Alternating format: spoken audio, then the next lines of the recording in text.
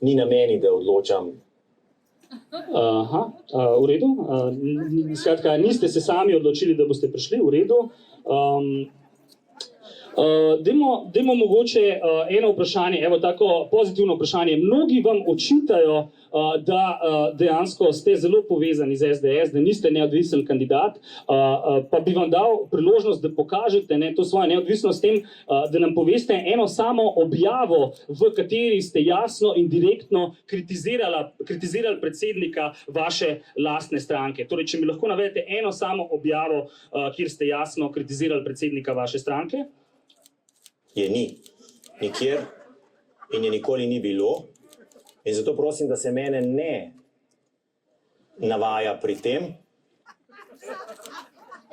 V redu, dobro. No, temu smo prišli do dna. Ni take objave, to je tudi objektivno dejstvo. Volitve med Rokom Snežičem in SDS. Jaz ne vem, če je bil ključnih svetovalcev. Jaz gospoda Snežiča nikoli nisem videl in se nikoli tudi z njim nisem pogovarjal. Pač s takšno osebo ne bi mogel sodelovati in tudi ne bi razumel, da bi sodeloval. Mislim.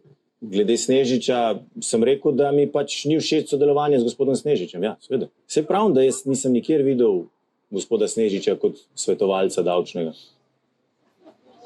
Skratka, niste ga nikjer videl kot davčnega svetovalca, zraven ste pa izrazili, da se z njim ne bi smelo sodelovati.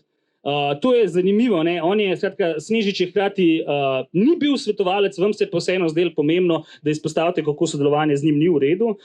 Zanimiva taka dvojnost, ne? Taka posebna politična dvojnost se kaže tukaj. Večkrat smo opazili v teh soočenjih tudi, da imate težave z spominom, ne? Da se ne spomnite mnogo stvari, sploh stvari, ki so se dogajale v zadnjih 2 letih, ko ste bili minister. Pa dajte nam povedati, česa se spomnite, kaj vam je najbolj ostalo v zadnjih letih v spominu tacga, s čimer bi se lahko pohvalili pred ljudmi, kar bi kazali vašo povezovalnost. Jaz vem, da sem šel svojo mamo voliti na prvih volitvah, če tudi nisem imel volilne pravice, že zato, da sem videl, kako je volilni listič, kako se obkroži in kako se ga vrže v skrinjico. Skratka, to je ta vaš spomin iz preteklih 2 let. Mislim, da mogoče resno, ja, morate delati na tem, da si, ne vem, mogoče če reševanje križank sem slišal, da pomaga pri ohranjanju boljšega spomina. Zdaj, še eno vprašanje. Za Pahorja lahko upravičeno sklepamo, da ima Janez Janša očitno neke obremenjujoče podatke o njem, nekaj, kar Pahor ne bi hotel, da se razkrije. To je meni edina možna razlaga, zakaj bi ta slamnati predsednik, ki smo ga trpeli zadnjih 5 let, tako izdal in 10, v drugo 5, pa potem še 2, zdaj končno bomo tega odrešeni. Skratka, ni druge razlage, kot to, da ima Janša nekaj, s čimer ga drži v šahu. Ne?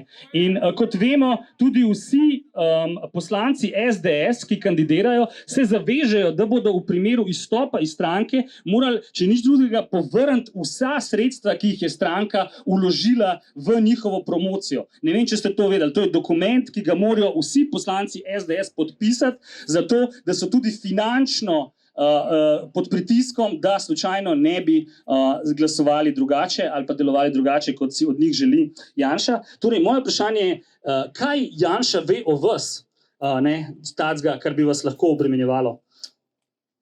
Mašinerija, ki stoji za Anžetom Logarjem. Tudi verjetno, domnevam, ve kaj, normalno, da imam težave, ampak jaz sem zvest. Torej, imate težave, ampak ste zvesti, nočete pa razkriti tega, kaj točno je to, kar vam dela težave, ampak mogoče se bo kdaj razkrilo. Ne? Ko smo že glih pri tem, ne vem, ta obraz za vami nekako je še kar prisoten, ampak kakšen je pravzaprav vaš odnos z Janšo? Kako bi si želeli po nedelji, kako bi si želeli naprej, kakšen odnos bi si želeli z predsednikom te vaše stranke, ki zdaj sploh ne veste nič o njej? Veste, česa si jaz želim? Jaz si želim tistega vzdušja, ko ga srečam na začetku rokometne tekme, na začetku košarkarske tekme, razprostre slovenske zastave in zapoje iz srca himno. Aha, predvidevam, da je to ta himna SDS, ki jo je napisal veliki poet Pirkovič in da to skupaj pojeta to himno. V redu, glejte, to je vaša stvar. Meni se samo zdi prav, da ljudje se seznanijo s temi stvarmi. Ne? Se mi zdi pa, da nekako ne morem se izogniti temu občutku, da se vas neke roke dotikajo tam od odzadi, ne? Da niste popolnoma samostojna politična osebnost. Ne? Imam občutek, da vas nekdo dotika. Ne, lejte, jaz sem zmerni politik, imam zmerna stališča, ne spremljam dogajanja. Normalno, da imam težave. Ne vem, zakaj bi to kakorkoli mene dotikalo. Ja, meni pa se zdi, da se vas dotika. Stopite, če bi prosim stopili malo bližje tukaj, ne, bi vam bil hvaležen. Kar stopite malo bolj sam da vidimo, kaj se pravzaprav tukaj dogaja. Mogoče sekundo še pred tem. A ima še kdo kakšno vprašanje, slučajno iz publike, za našega kandidata? Slušamo. Hvala lepa za vprašanje. Ni na meni, da odločam. Očitno bo dobil navodilo od nekje, od zgoraj, tako da zdaj pa še enkrat bi vas prosil, če stopite sem bliže kandidat, da si vas malo bolj podrobno ogledamo. Ne? Kar stopite malo bliže še.